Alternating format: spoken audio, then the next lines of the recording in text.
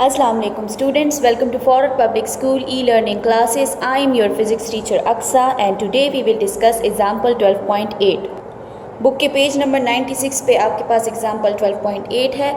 In biology class a student with a near point distance of n equals to 25 centimeter uses a microscope to view an amoeba.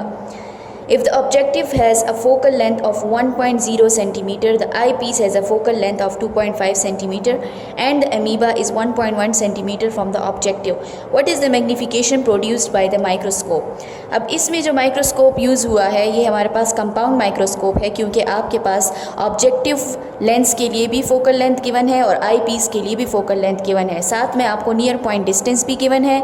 Amoeba यानी object distance भी आपको given है 1.1 centimetre. आपसे magnification के बारे में पूछा जा रहा है जो माइक्रोस्कोप के produce by the microscope. Magnification मतलब ओवरऑल मैग्नीफिकेशन के बारे में आपसे पूछा जा रहा है जो फोकल ऑब्जेक्टिव की वजह से जो मैग्नीफिकेशन है और आई पीस के मैग्नीफिकेशन इन दोनों के प्रोडक्ट के इक्वल होता है. ठीक है.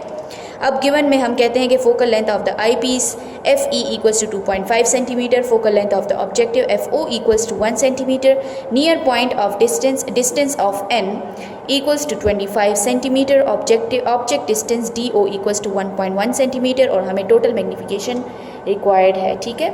The image distance solution, the image distance DI from the equation 12.13 is not given.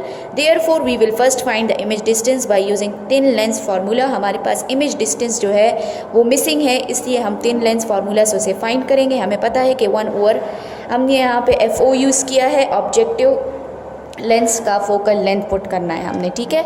1/FO equals to 1/DI plus 1/DO. इसको हमने अरेंज किया DI के लिए.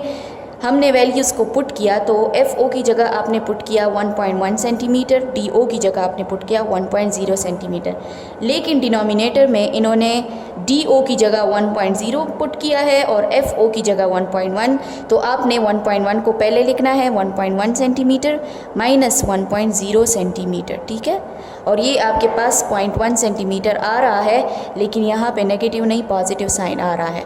और जब आप इस डिवीजन को करेंगे सेंटीमीटर सेंटीमीटर आपस में कैंसिल हो जाएंगे तो आपके पास प्लस 11 सेंटीमीटर DI के लिए वैल्यू आ गई. ठीक है.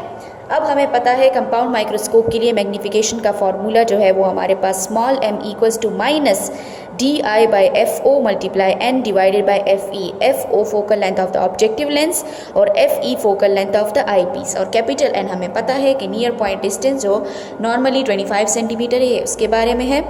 इसमें वैल्यूज़ पुट करते हैं. नेगेटिव साइन फार्मूले का अपना आ गया 11 सेंटीमीटर आपने यहाँ से पुट किया. FO आपने 1.0 सेंटीमीटर पुट किया, 25 सेंटीमीटर n की वैल्यू और FE 2.5 सेंटीमीटर. हमारे पास जो आंसर आ गया इसको सॉल्व करने के बाद m equals to -110. m equals to -110 overall magnification है कंपाउंड माइक्रोस्कोप की और हमें जो इमेज है वो ऑब्जेक्ट के मुकाबले में 110 टाइम्स ग्रेटर नज़र आ रहा है एमीबा का जो इमेज है. दस amoeba appears 110 times larger and is inverted है इसलिए हमारे पास जो साइन है वो नेगेटिव आया है. If the amoeba is to be viewed with a relaxed eye, the image found by the objective should be at the focal point of the eyepiece, which will then form the image as at infinity. ठीक है. अगर तो हम relax I से amoeba को देखते हैं तो जो हमारे पास इमेज फॉर्म होगा ऑब्जेक्टिव लेंस की वजह से वो आई पीस के फोकल पॉइंट पे होगा.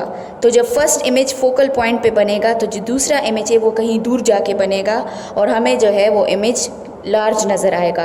Therefore, the length of the tube containing the objective and eyepiece is L equals to 11 centimeter plus 2.5 centimeter. ठीक है. हमने DI के साथ जो है 2.5 सेंटीमीटर हमारे पास focal length of the I piece इसको ऐड किया तो इससे हमारे पास लेंथ ऑफ द ट्यूब आ गया जहाँ जिसमें हमारे पास ऑब्जेक्टिव लेंस है और आई पीस दोनों हैं इन दिस केस. ठीक है.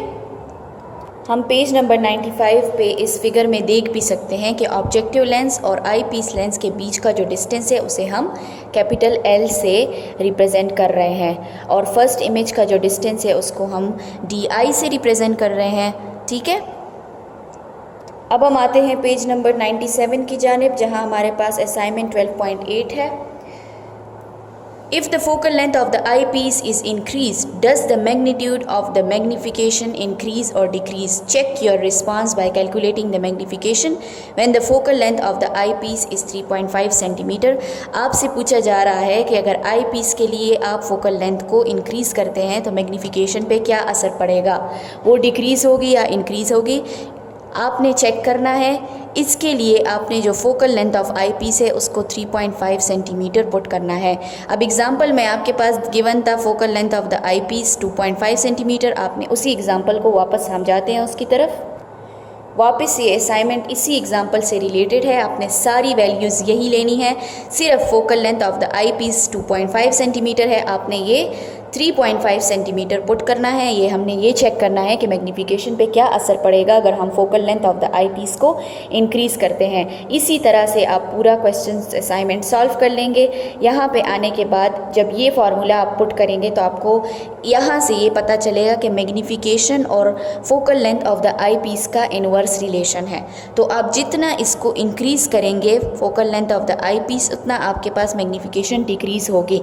और जब आप वैल्यूज़ पुट करेंगे तो आपके पास मैग्नीफिकेशन इस एग्जांपल में -110 आई थी, तो असाइनमेंट में आपके पास इसकी वैल्यू इस वैल्यू से कम आएगी। ठीक है, आप जितना focal length of the I piece increase करेंगे उतना ही आपके पास मैग्नीफिकेशन कम होगी।